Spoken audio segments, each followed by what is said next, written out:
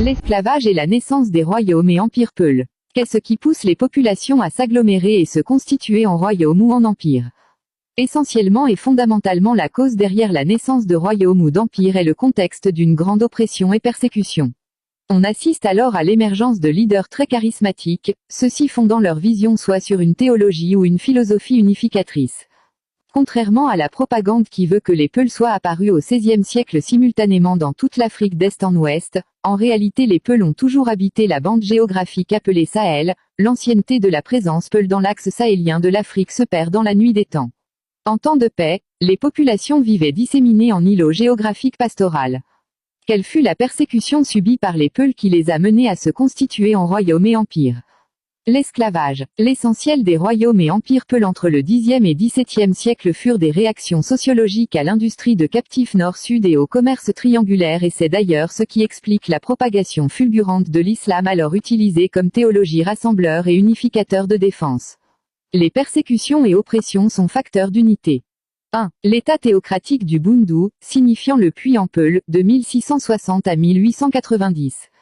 Mené par Malik Si Daouda et son fils Boubou Malik Si, qui était soutenu par le Fouta Djallon où il avait étudié, ce fut le premier état défini théocratique musulman au sud du Sahara.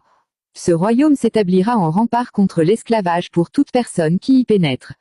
De là était issu en particulier le célèbre prince Ayouba Souleymane Diallo qui fut diffamé par les écrivains occidentaux, cela afin de limiter son impact suite à son retour en Afrique en 1734. 2. La révolution Torodo, l'Almamiyya entre 1776 et 1890 fondée par Tierno Souleymane Ba par la suite déformé en Baal, il avait étudié au Fouta Djallon entre autres. Il mit fin au règne des Saltigi d'Eniyanké qui avait été jadis fondé par Koli Tangela Ba au XVe siècle.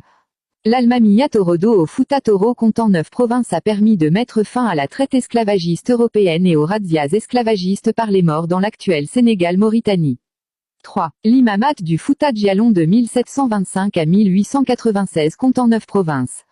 La cause majeure qui a favorisé l'émergence de l'état théocratique du Fouta Djallon fut les persécutions du commerce triangulaire. Les marabouts Peuls du Bundu, du Fouta Djallon, du Fouta Toro et les marabouts berbères étaient tous en lien dans cette lutte.